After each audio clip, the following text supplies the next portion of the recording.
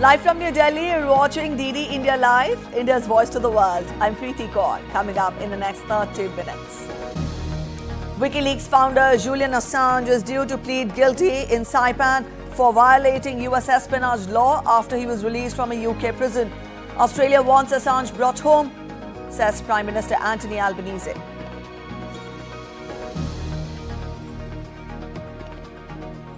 Emmanuel Macron's opponent slams his comments that a victory of the far-right National Rally or the left-wing New Popular Front alliance will lead France into civil war. And it's Om Birla versus opposition's K. Suresh for the post of India's Lok Sabha Speaker, voting to be held on Wednesday.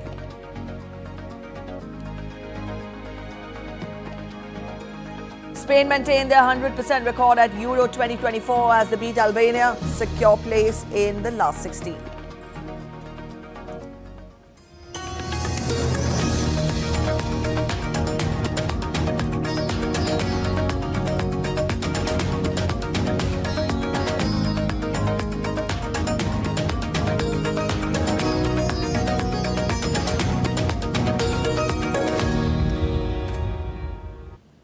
WikiLeaks founder Julian Assange was granted bail by the High Court in London and was released at Stansted Airport during the afternoon, where he boarded a plane and departed the UK. Assange left Belmarsh Maximum Security Prison after having spent 1,901 days there. On his release, WikiLeaks said that this is the result of a global campaign all the way to the United Nations. This created the space for a long period of negotiations with the US Department of Justice. The charges against the WikiLeaks founder in the US stem from one of the largest publications of classified information in American history. Assange, 52 years of age, has agreed to plead guilty to a single criminal count of conspiring to obtain and disclose classified US national defense documents. Julian Assange's wife and WikiLeaks editor thanked their supporters outside London prison. I feel elated. I also feel worried, because I'm so used to this. Anything could happen. I'm worried that until it's fully signed off, I worry. But it looks like we've got there and Julian's free. So I'll really believe it when I have him in front of me and I can take him and hug him and then it will be real, Julian, of course, has been deprived of freedom for all these years. In the battle for journalistic freedom, freedom to publish, foundation of democracy. Further, Stella Assange told news agency Reuters that she's elated but also worried until the deal is fully signed off. She further said that we have almost got his freedom. Meanwhile, Australia Prime Minister Anthony Albanese said that he wanted Julian Assange brought back home to Australia as soon as possible. The government is certainly aware that Australian citizen Mr Julian Assange has legal proceedings scheduled in the United States. While this is a welcome development, we recognise that these proceedings are crucial and they're delicate. Given these proceedings are ongoing, it isn't appropriate to provide further detailed comment. I will say, though, that the Australian government has continued to provide consular assistance to Mr Assange through the UK High Commissioner, Stephen Smith, who travelled with Mr Assange when he left the United Kingdom, and US Ambassador Kevin Rudd, who is also providing important assistance. WikiLeaks founder Julian Assange landed at a Bangkok airport on Tuesday afternoon. A video posted by WikiLeaks on social media platform X showed Assange signing a document before boarding the plane from London. Assange is due to be sentenced to 62 months of time already served at a hearing in Saipan on Wednesday. And ahead of Assange's court appearance, Saipan's governor said that the island has less potential for a lot of chaos with the press, with efficiency and in the US court. Assange is en route to a courtroom on the island where he is expected to plead guilty on Wednesday. According to US prosecutors, Assange wants to go to a court close to his home country of Australia, but not on the continental US.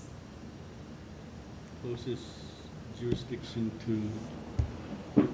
to Australia that's in the US soil with a federal court. Obviously, I mean, we could also think about it. There's less potential for a lot of chaos with the press and press coverage and all that.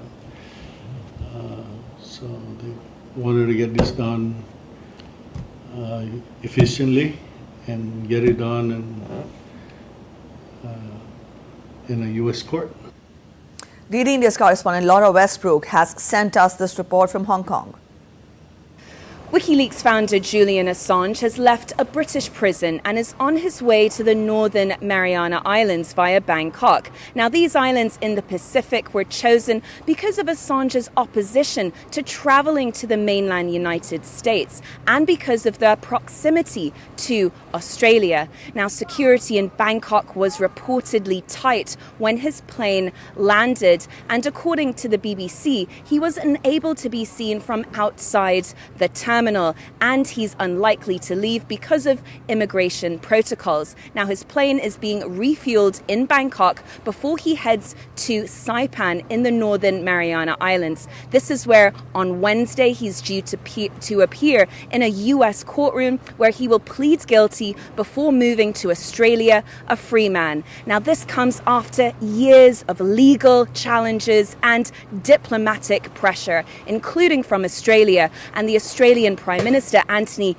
Albanese has said that no matter what your opinion is, this case has dragged on for far too long. In Hong Kong, Laura Westbrook reporting for DD India. Leaders reacted to WikiLeaks' announcement that its founder Julian Assange is free from British prison.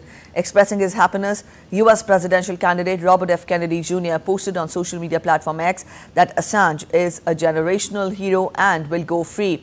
Cuban President Miguel Diaz-Canel also wrote on X that his long and cruel punishment will remain in the memory of the people. Youth-led protests against Kenyan government's plans to increase taxes intensified on Tuesday as lawmakers debated proposed amendments to a finance bill. At least one person has been killed and more than 200 injured since demonstrations swept the country earlier this month. The government aims to raise $2.7 billion in additional taxes to reduce the budget deficit and state borrowing. Kenya's public debt stands at 68% of the GDP.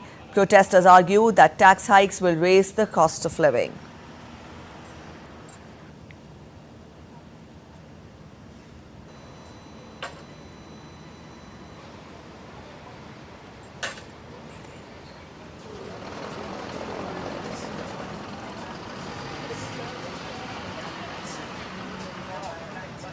DD India's correspondent Isabel Nakaria reports more from Kampala. The protesters are very angry at a proposed bill, a controversial finance bill that proposes that taxes on bread, basic items like bread, fuel, and of course mobile phones. And of course they're saying that President Ruto has failed on his promises to reduce taxes and of course reduce on the cost of living. So they feel like they are ready to protest on these heavy taxes and of course try to push pressure on the government to reduce these taxes. Today, members of parliament were debating in the House, and the Azimio MPs, that is the ruling MPs for the President Ruto's government, have rolled back on these levies on bread and mobile phones and, of course, car ownership. But, of course, the Treasury has warned that this will cause a shortfall of $1.5 billion in the government. And, of course, President Ruto says that he's ready to have a conversation with the protesters and, of course, come to, find a way forward for these taxes. You're watching DD India Live. We're heading for a short break. But after the break, reflecting on a dark chapter of Indian democracy, we'll look back in time as June 25th marks the 50th anniversary of the Indian emergency.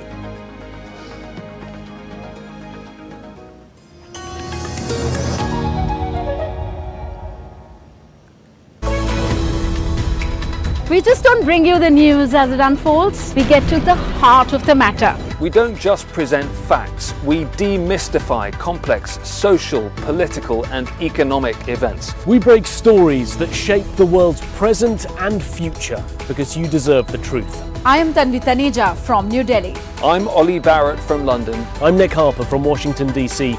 Join us on DD India Global Monday to Friday at these times.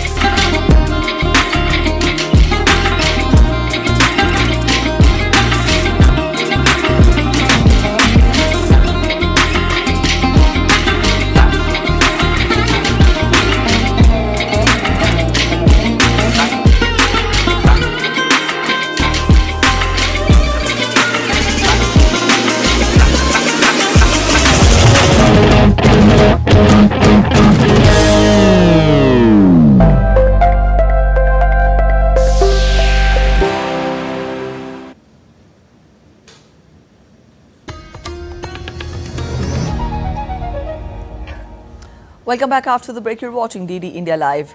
Imposed on June 25th, 1975 by the then Prime Minister Indira Gandhi, the emergency lasted until March 21st, 1977, marking a period of significant political and social upheaval. Now, this period is considered as the dark and most tumultuous period in India's democratic history. Take a look at this report. On June 25, 1975, India was plunged into an era of political darkness. Former Prime Minister Indira Gandhi declared a nationwide emergency, citing internal disturbances and threats to national security. However, many believe it was a desperate attempt to maintain power amid growing opposition. During the emergency, civil liberties were suspended, the press was censored, and political opponents were arrested. Prominent opposition leaders, activists, and journalists were kept behind bars and their voices were stifled. Bharat के लोकतंत्र में जो काला धब्बा लगा था, उसके 50 वर्ष हो रहे हैं. जो लोग भारत की लोकतांत्रिक परंपराओं पे निष्ठा रखते हैं, उनके लिए 25 जून न भूलने वाला दिवस है.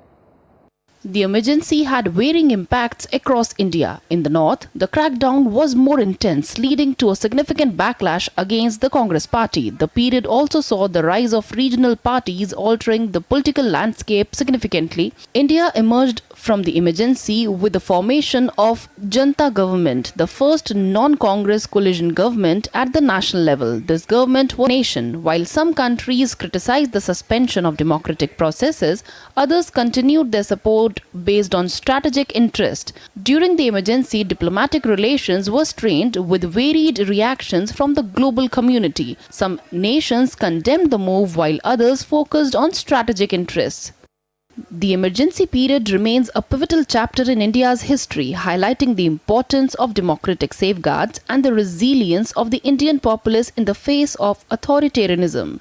As we reflect on this period, it serves as a cautionary tale about the need to protect and cherish our democratic institutions.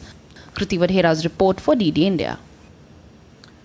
The second day of the 18th session of the lower house of India's parliament began today with newly elected MPs taking oath as members of the house.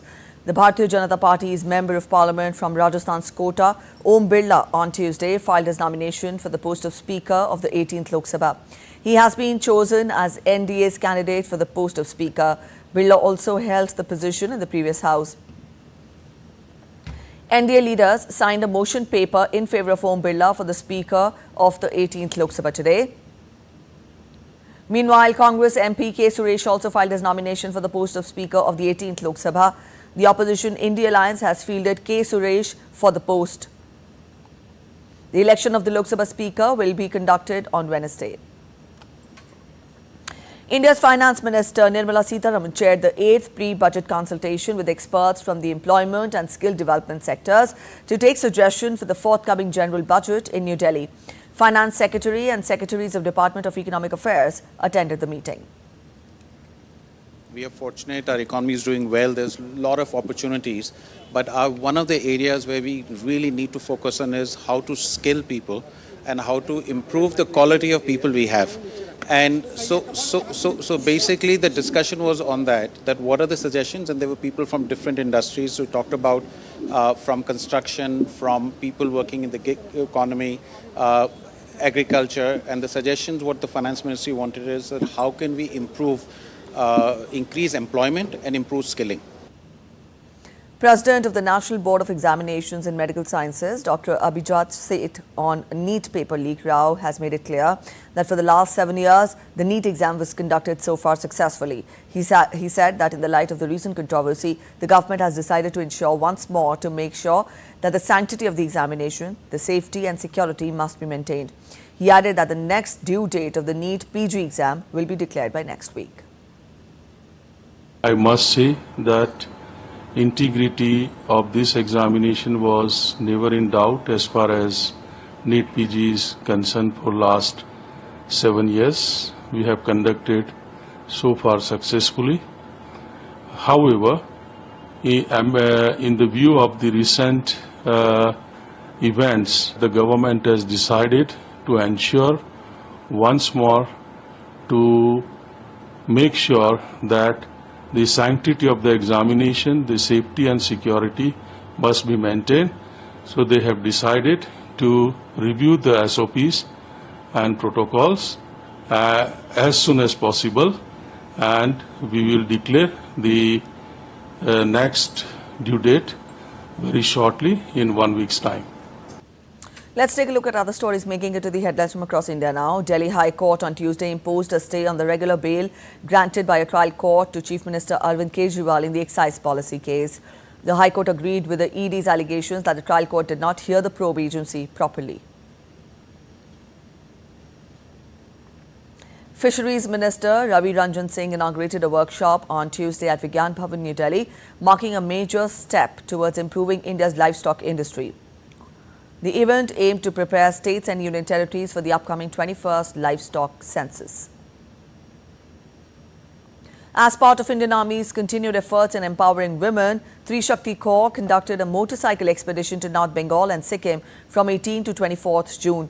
The aim of the expedition was to showcase women empowerment and pay homage to the Indian Army bravehearts at various war memorials. A week-long program of the 9th All India Police Judo Cluster 2024 Sports Festival began in Guwahati, Assam. Inaugurated by DG of Assam Police, GP Singh, the event witnessed participation of about 1,500 police personnel from across the country.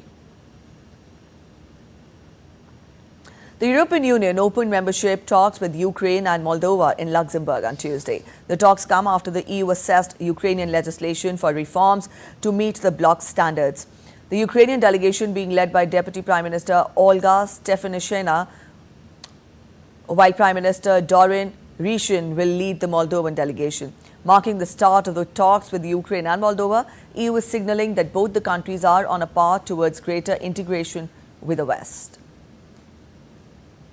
Calling for a diplomatic solution, Israel has said that it will spend the coming weeks trying to resolve the conflict with Hezbollah. Israel's National Security Advisor said that the country has been discussing the possibility with the US. Tensions between the two sides escalated after Hezbollah chief Hassan Nasrallah issued fresh threats to Israel. We believe in this arrangement. Some are more skeptic than us, but we and the Americans believe in it. And we will dedicate long weeks now in an attempt to reach an arrangement. If there will not be an arrangement through diplomatic means, everyone understands that there must be an arrangement through other means. For now, we prefer to focus on the diplomatic campaign. UK's Conservative Party has withdrawn support from the two parliamentary candidates as the internal inquiries are underway over the alleged bets placed on the timing of July 4th election. Parliamentary candidate Craig Williams, who is a close aide to Prime Minister Rishi Sunak, has already apologized earlier for placing the bet. The scandal escalated last week when media reported the country's regulator was looking into allegations of improper betting by a second candidate, Saunders, and her husband, Tony Lee. French President Emmanuel Macron's political opponents have slammed him over his remark that France would descend into a civil war if his rivals win the upcoming snap polls. In a podcast, Macron slammed both his far-right and left-wing rivals, saying that their solution to deal with fears over crime and immigration were based upon division. Far-right leader Marine Le Pen said that Macron has been using the same tactic in every elections. Macron hasn't changed a lot. He held every presidential campaign saying it's either me or chaos. I think the French have realized that he is a chaos. He personified chaos since he was first elected. And I think his argument, comments on civil war, is very weak and shows that he knows he has already lost this election. All right, let's talk sports. Austria will face the Netherlands in their final Group D game of the Euro 2024 tournament on Tuesday. In Dortmund, France will try to get the goals flowing against the already eliminated Poland as it seeks to finish top of its Euro 2024 group on Tuesday. Austria will face the Netherlands in their final Group D game of the Euro 2024 tournament on Tuesday. Austria lost to France 1-0 but were impressive in a 3-1 win over Poland, only the second time they have scored 3 goals in a single European Championship finals game. Their aggressive front foot style has also earned admirers. The Dutch lead the group on 4 points ahead of France on goals scored, with Austria coming in third. Coach Rolf Rangnick admitted that there was doubt among the players when he was hired as Austria's manager in 2022, but the 65-year-old German has led his team to the cusp of the knockout rounds. Brazil missed a string of chances and were left to rue a lack of quality in the final third after they were held 0 each by Costa Rica in the Copa America Group D opener in Los Angeles. Brazil has had in fact more than 75% possession in the first half and had a goal disallowed for offside but struggled to crack open the disciplined Costa Rican defense. The one-way traffic continued after the break and Lucas Paqueta rattled the woodwork with a long-range effort before a venomous Guilherme Arana strike was kept out by a fine save from Costa Rica keeper. Colombia lead Group D following their 2-1 win over Paraguay earlier on Monday. On to tennis now. Novak Djokovic is encouraged by his progress after undergoing minor knee surgery less than 3 weeks ago. But the 7-time Wimbledon champion said that he will only play in the Grand Slam next month if he is able to fight for the title. The 37-year-old picked up the injury to his right knee during the 4th round win at the French Open. He pulled out of the quarterfinals before having surgery, putting his Wimbledon and Olympic hopes in jeopardy. Afghanistan have reached the semi-finals of the 2020 World Cup. For the first time, they sealed a famous win by 8 runs in a dramatic rain-affected Super 8 encounter in St. Vincent on Monday. They joined India as the qualifiers from Group 1 and Australia are sent packing from the tournament. This story has more details about the thrilling match. Afghanistan scripted history as they reached the semi-finals of the 2024 World Cup with a dramatic 8-run victory over Bangladesh under the Duckworth-Lewis system. This will be Afghanistan's first appearance at a semi-finals of a major ICC event. Afghans dismissed Bangladesh for 105 to win the match by 8 runs. They set up a first World Cup semi-final against South Africa in Trinidad on Wednesday. Afghanistan's hopes were dented when they were restricted to a modest 115 for 5, but skipper Rashid Khan took 4 for 23 and Naveen-ul Haq 4 for 26 in a defiant bowling effort to deliver victory. Naveen delivered the coup de grace in the penultimate over by bowling Taskin Ahmed and trapping Mustafizur Rahman in front of consecutive balls, triggering tearful celebrations from his teammates. Earlier, Rashid had also hit a 10-ball 19-run cameo with the bat, which took Afghanistan beyond the 100-run total. On Saturday, Rashid Khan-led team had stunned Australia to give themselves a shot at the semis. Australia are sent packing from the tournament after they lost to India by 24 runs. In another semi-final, India will take on title holders England in the second semi-final in Guyana on Thursday. Sports Desk, DD India. All right, that's it in this edition of DD India Live. But let us know your thoughts on the news of the day. For those of you on the go, you can get all the latest news and updates from India and across the world on the DD India mobile app. This app is available on both Android and iOS platforms. You can scan the QR code on the screens to download now. We'll be back with more news as it breaks here on DD India. I'm Preeti Kaur signing off, and from all of us in Delhi, thanks for watching DD India Live.